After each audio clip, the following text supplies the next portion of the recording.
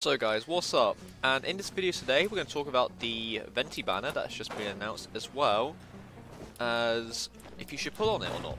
Well, obviously, before we start it, if you want to pull for Venti, I'd say go for Venti. However, this video is mainly catered towards the 4-star characters as well, because obviously with us like low budget or free to play players, we don't have many primo gems, and we want to spend our primo gems on characters that really are going to help our team. So we're going to discuss all the characters on the banner, including Venti himself, and we're going to discuss if it is right for you. Now, so if you do enjoy this video and you do want to support me out, you feel free to sub, because only 3.8% of people watch our videos are subscribed. And if you're new to the channel, we do daily Genshin Impact guides, discussions, and even content. And recently, I started doing streams. I just did my first test stream today, and support on that stream was unbelievable. Thank you guys so much, and I'm going to continue to do more streams in the future, especially on maybe Wednesday, Thursday, or Friday. Whenever the 1.4 events actually start up, I will start streaming those as well. So let's get into it. So Mio have announced the banner, and it's going to be Venti, and the 4 stars on this banner are, they're going to be Noelle, Razor, and Sucrose. I don't have a Sucrose, so I can't show them off in his, but I will talk about them anyway. So Noelle is a character you're probably going to get on the beginner's wish, because everybody's guaranteed a free Noelle in their lifetime.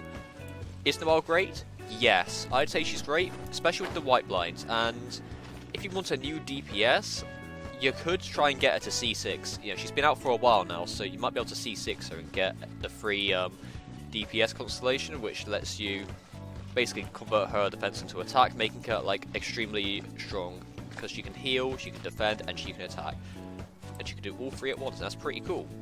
Especially with the white blind, which is a free-to-play weapon, she really excels with that as well. Now, speaking of which, she's just very easy to build, very fun to play, and she's all around. She's a great support that can help out your team at any point during the game. Now, next up we got Razor. Now, Razor is also a DPS character that a lot of people like to use, especially as a physical attacker. Now, I've not leveled up my Razor that much, and I say this every banner that he's on, because I just don't.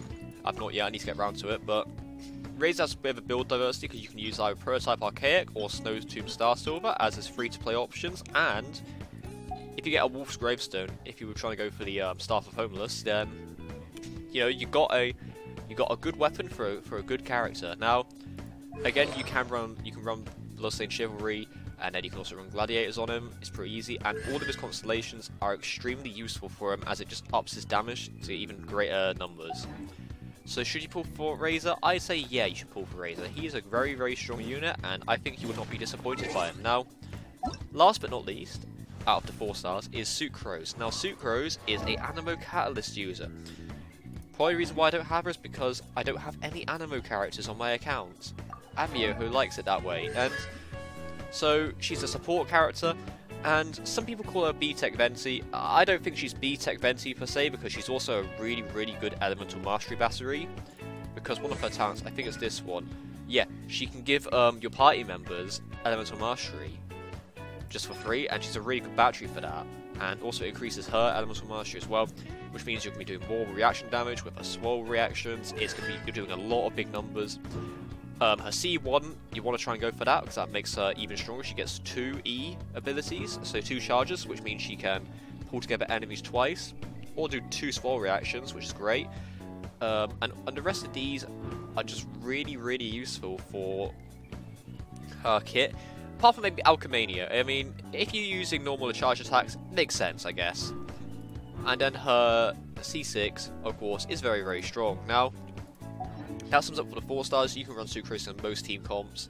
Same with Noelle, and Razor's your main DPS. Can be a main DPS, so you can put him into most team comps if you're going to use him as a main DPS. Now, we know you're all here for Venti. Now, Venti is a very, very, extremely powerful bow user. Not for his bow, but for his abilities. His E can deal animo damage, and you can use it to launch yourself in the air. This is good for exploration in the world, and it's also good for dodging things in domains or any attacks in general.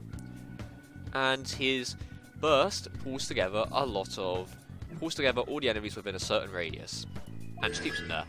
Now, obviously, people have said, and I saw some of my live stream chat earlier today, that some people have said that Venti isn't good against large bosses, and whilst his suck ability isn't that good for sucking, I mean pulling together enemies, it's still good because if you're running, let's say, you can run the same build with Sucrose as well. If you're running a 4-piece very distant Vanilla set, and you trigger a swirl reaction, you're lowering the resistance by 40% of whatever element you infuse. So if you got, like, I don't know, let's say you got a Klee, for example. I know not the most free-to-play example out here, but let's say you got a Klee, you throw in your Pyro, that's cool. Venti will lower the resistance to Pyro by 40%, which means Klee basically gets a 40% damage increase. So, if you see what I'm talking about here, Sucrose can do the same thing as well, but I'm just going to use slight logic with Venti here. So, Venti becomes extremely powerful from this, and one last thing, I did forget to mention about Venti's abilities as well, and its constellation. So, his E, if you hold his Scarlet Sonnet, it increases the up current, which is very, very good. And his Stormite regenerates 15 energy after his burst ends. Now, you might think 15 energy, what am I going to do with 15 energy? Well, his burst is 60 energy. You're already getting 25% of your burst back when it ends. And if you put a energy recharge bow on Venti, you can start to see how strong he starts to become, because he will be always having that burst of his up. Now, constellation wise, generally speaking, you're probably not going to get multiple 5-star constellations, but we're going to talk about them anyways. His C1 is good, but the problem with this is, when are you going to be doing an aim shot that splits off into 2 areas? I mean, like the enemy has to be standing in a very specific place for that to work, so it's a bit, that's a bit of a interesting one. However, though, his C2 decreases their animo res and their physical resistance by using his E. Now, decreasing their animo resistance means Venti does more damage, and I believe that means your swirl reaction does more damage, and if their physical resistance is decreased as well, that means a character like maybe like Razor, for example, could come in and do a bit more damage. 3 and 5 just increase his burst and his E, and his 4, his C4, when he picks up an elemental orb of particle, he receives an extra animo damage bonus, which increases his damage potential as a support. And if you take, and the big kicker is his C6, if you take like a hit from his burst, your animo res gets decreased by 20%, and if an elemental absorption occurred, so I'm assuming that's a swirl reaction, then their res towards the corresponding element is also decreased by 20%. So that 40% gains an additional 20% to that total. So I don't know if it stacks, like I don't know if it could become 60%, I don't think that's how percentages work, but that's going to be about 44%, roughly maybe. 44% or 60%, that's one of the two, but that still is quite a bit of damage. But however though, you're probably not going to get a C6, and that basically is everything you need to know about Venti. Here you can go to most team comps and you can make the game a lot easier for you, and you can just run him anywhere, and he seems pretty fun to play, so I'm going to roll through for that. But yeah, let me know your thoughts down below. What do you think about the banner? Are you happy about the characters on it? I know people wanted Fischl on the banner, but I mean, I've put Fischl down as a maybe because Razor's not been on a banner since Zhongli, so it makes sense for Razor to be on it because it's been about 3 months now. In fact, it's been 3.5 months since we've seen Razor, so yeah. Thank you guys for watching this video. Comment down below what do you think about the banner, and I'll see you guys tomorrow for another video, so please take care.